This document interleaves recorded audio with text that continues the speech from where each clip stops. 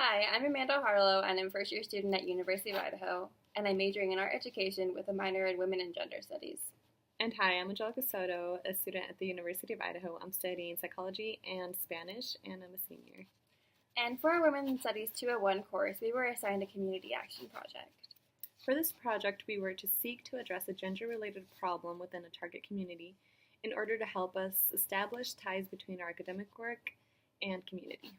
And understand how academic discussions about gender inequities can help create change in our communities and lead to activist action. We teamed up to focus on unequal representation of women in art and poetry in the community of Moscow, Idaho. As we all know, Moscow is a very small town whose population is made up of mainly college students. Moscow has a population estimate of 24,534, is about 90.9% white, 48.2% female, and has a poverty rate of 27.9% according to the census. Moscow is very white and male-dominated.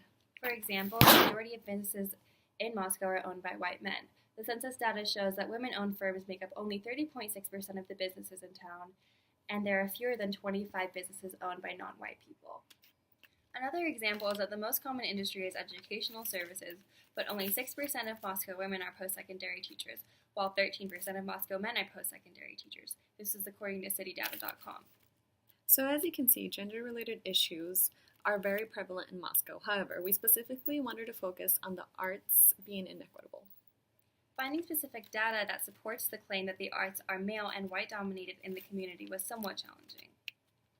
In order to support this claim, we set out to see what type of people the community of Moscow considers to be arts and poets.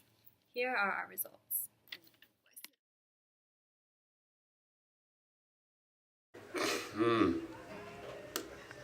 Picasso. Vincent van Gogh. Thank you. Banksy. Michelangelo. Perfect. A Picasso, just because he has an edge, but he also does really amazing work.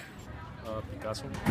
I'm good. Is that Good. the question? No. Oh, okay. Okay, sure. Thank you. Okay, so the question is, who is the first visual artist to come to mind? Van Gogh. Van Gogh. So the question is, what's the first visual artist that will come to your mind? First visual artist? Mm-hmm. Oh my gosh, Andy Warhol. Picasso. Picasso. So the question is, who is the first visual artist that comes to mind?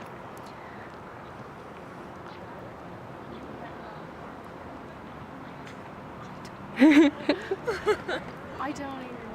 Like a painter or Picasso. Picasso? Okay, and you? Like visual art? Yeah, Like painting, like dancing or something? that would work, yeah. Painting, drawing, Probably Picasso. Picasso. Van Gogh. Okay. Andy Warhol? Okay, cool.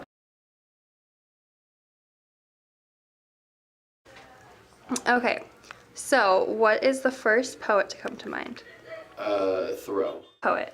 Edgar Allan Poe.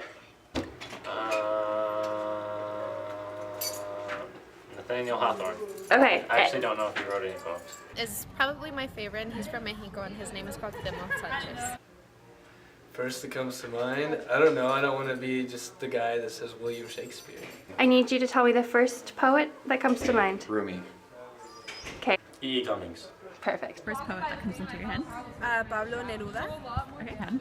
Pablo Neruda. Edgar Allan Poe. Edgar Allan Poe. Okay. Sorry. You can be the same one if that's what you thought. That's the first one that came to my mind too. Okay, awesome, thank you. Edgar Allan Poe. Thank you. Edgar Allan Poe. Yeah, Robert M. Drake. So, poet. Well, now that they said it out, Edgar Allan Poe. Okay, and then.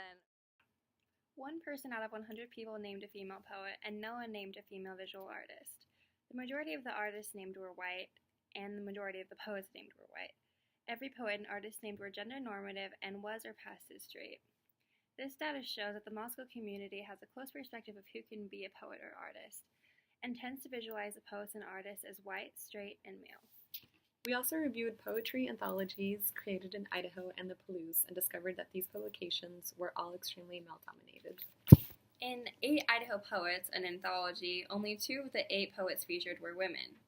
in Idaho's Poetry, a Centennial Anthology. Only 46 female poets were featured, while 67 male poets were featured. The Palouse Poetry Project, a medley of poems, is a collection of poems from writers in Moscow and the surrounding area. We found that in this adult section, 13 submissions were from men and only 9 were from women. But in the youth submission section, it was different. Only 3 boys submitted poetry, while 10 girls submitted poetry. This evidence suggests that with age, society teaches people that poetry belongs to the dominant group, in this case, men. The data we have collected shows that the Moscow arts are male-dominated and amplifies the issues we would like to address. We hope that our project will allow for more space for women and other minorities to be heard in a community that tends to mute their voices. For our project, we created a zine, The Moscow Verse, a collection of poetry, narratives, and illustrations that celebrate women, diversity, and inclusion.